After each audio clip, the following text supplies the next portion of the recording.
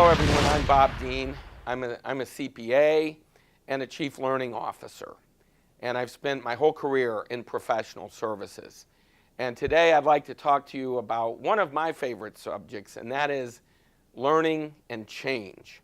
And the question for you is, does learning really change anything? Now, you've all been learners for much of your lives and careers, but how much has learning really changed what you do? How much has it changed your life? How much has it built competency? A few months ago, Richard Flanagan and I co-authored an article for the MACPA's Statement magazine. And this was the April issue, and the title is Learning and Change, Creating Transformational Development Experiences. So I'd like to pick up on what we wrote earlier in the year and expand on that today. Now I'm going to initially do it by focusing on an equation that has been used by the Business Learning Institute to present their point of view on learning and change. And you can see it here, very simple. Learning is greater than the rate of change, and also learning needs to be greater than your competition's learning. So it's raising the bar on learning in general, and to do that we have to actually solve a problem.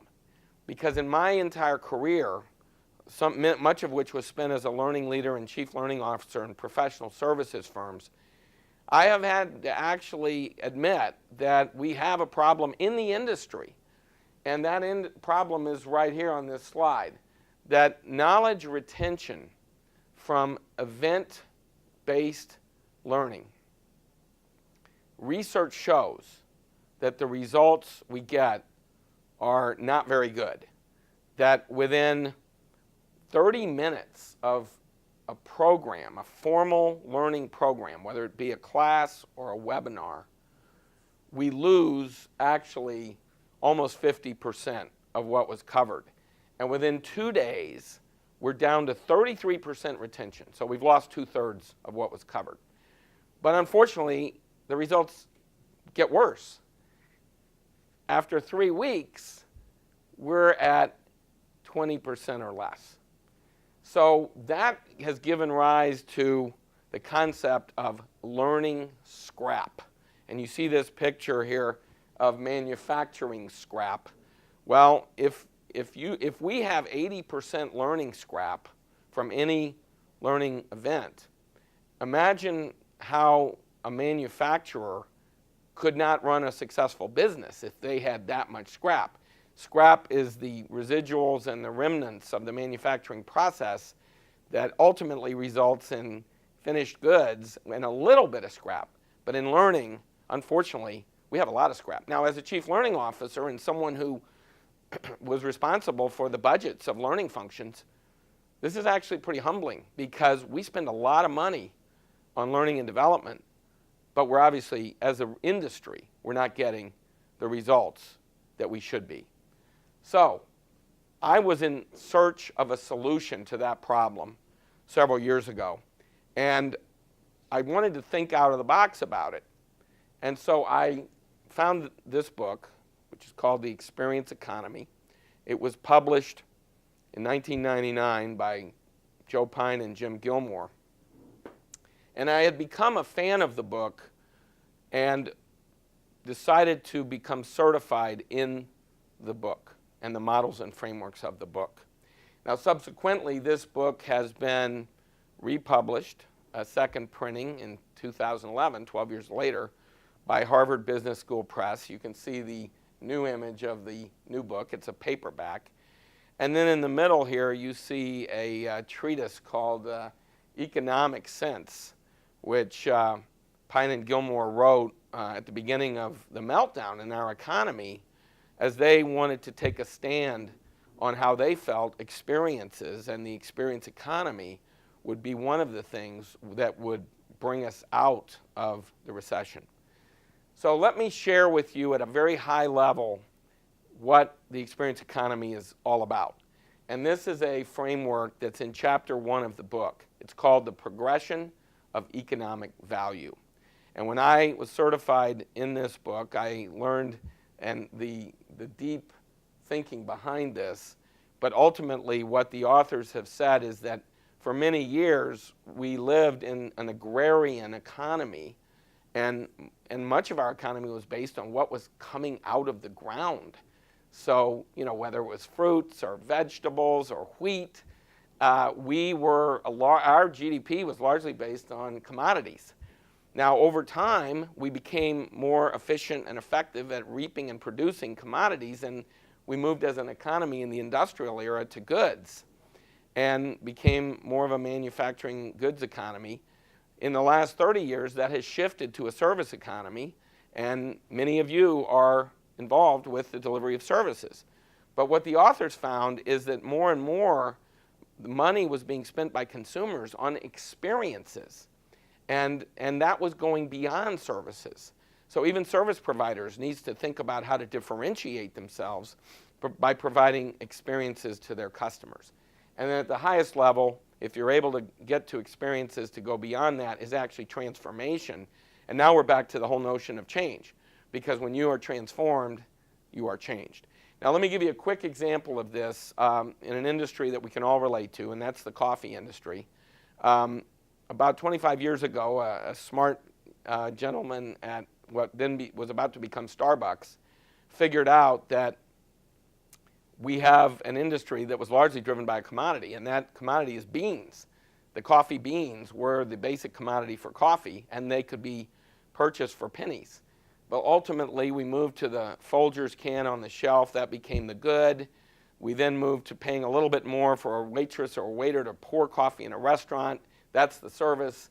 And then along came the concept of the Starbucks coffee shop and the experience that the customers have there. And ultimately, they've made a global business out of this, and they've been copied by many wannabe competitors of the Starbucks experience. And you can get Starbucks now many places. Matter of fact, this morning, as I woke up in my hotel, I had a Starbucks packet so I could make my Starbucks coffee in the hotel room. So they have really become a force and actually created a new industry. So I hope that's helpful to you in terms of understanding the basics of the progression of economic value. Now, during the certification, the authors challenged us to create a progression of value for our own industry. And so I created the progression of learning value. And ultimately, the boxes, the blue boxes, are the progression from commodities to goods to services to experiences customized for the learning industry. So at the lowest level, we have learning resources, which might be a PowerPoint deck or a handout.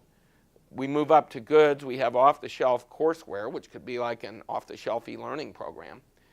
We start to move to a service. We begin to get customized programs where maybe a program is customized for a customer. But ultimately, where we want to get to is continuous learning experiences. And we're going beyond the event itself to much more of an ongoing learning process around a particular subject or topic. Now, the axes around the outside are very important in terms of successfully executing this. On the left side is the level of change readiness of your learners. Are they simply compliant? Are they just going to a program because someone says it's required of them? Or are they committed to change? And again, when we talk about learning and change, we're talking about changing people, changing behavior, building competencies, and changing the business. At the top level, we're the very important area of learner engagement. And we can have either at the low end a lean back experience, and oftentimes we've experienced this when we sit in a room and we look at PowerPoint for 2 hours. That's generally a lean back experience, kind of like sitting in the theater, soaking in a movie. Or designing an experience that's more focused on leaning forward, being engaged, or better yet, jumping in and participating, actively being involved, collaborating, perhaps being in a simulation. And finally, on the right side, we have business impact. What is the impact you're trying to achieve from a learning program? If you do want it to affect change, you need to focus on more of a transformational impact. If all you want to do is convey information, then you probably have something that's more like a meeting than a learning experience. So that's the progression of learning value. Along the bottom is the mindset that you need to have as an organization to drive more transformational learning, and that is the level of investment of money and time. Is it at a market level like everybody else, or is it a premium investment where you're ready to invest money and time? And time is the real key, because if you have a learning experience that goes beyond an hour or a day, and you want to extend the experience, then you have to focus on investing more time. Now, one of the things that I've also been able to do in my journey to try to improve impact of learning is collaborate with Richard Flanagan, who wrote this book, The 6 Disciplines of Breakthrough Learning. And we've actually put the two books together, and you'll notice here with the 6 Ds, D1 is define outcomes, but D2 is actually where the two books really have become mashed up, and that is design the complete experience. So in order for us to effectively drive more change from learning, we have to design experiences. We have to design an experience that will go beyond the event and will include a D3, delivery for application, as well as D4 and D5, follow through and support. Now, these are the key new elements, because when I first got into this industry over 20 years ago, it was not easy to do follow through and support. We were pre-internet. We were pre-daily and use of computers. And now we, of course, have tablets and smartphones, and we have all kinds of ways that we can follow through and support each other. If we're doing that, we'll get better results, which is D6. Now, I want to share with you a point of view that I've had for a number of years about how we can do that follow through and support, how we can design that experience. And it involves this learning delivery channel continuum. Many of you have experienced these channels, but you may not have thought of them. Of course, we've all experienced the classroom, which is on the far left, and many of us have experienced webinars or virtual classes. But ultimately, it's these other channels that move to the right on the continuum, some of which are on-demand channels, like job aids, like articles, and like videos, as you're experiencing today. We're living in a YouTube world, and you can learn a lot just by watching a 10-minute video or a TED Talk. We also have e-learning, we have podcasts, we have blogs. All of these resources can become part of a follow-up experience. And in the middle, we have something that I believe is going to become more and more powerful in the future, and that's collaboration and community.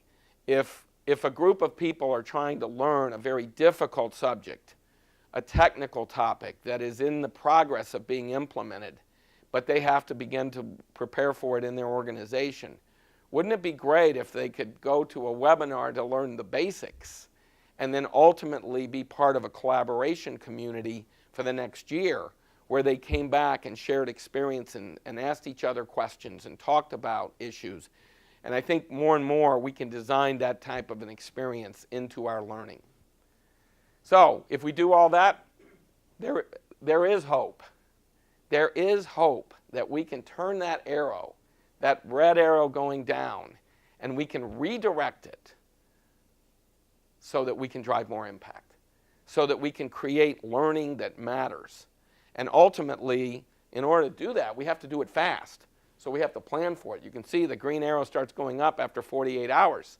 So if we're going to drive more impact through follow-through, through support, through continuous development experiences, it has to be planned, and ultimately it has to be executed on.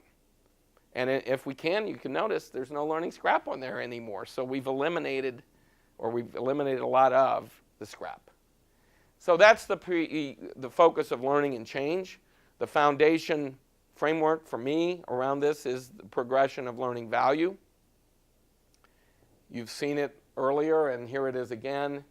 And where I'll really focus as I close is the need to drive committed learners, to jumping in experiences, to have objectives that focus on changing people and businesses, and ultimately to make choices about how you invest in learning and invest your money and your time in your most critical learning initiatives. So thank you for your attention today, and I'll leave you with this question again. Does learning really change anything, and how can we drive impact from learning?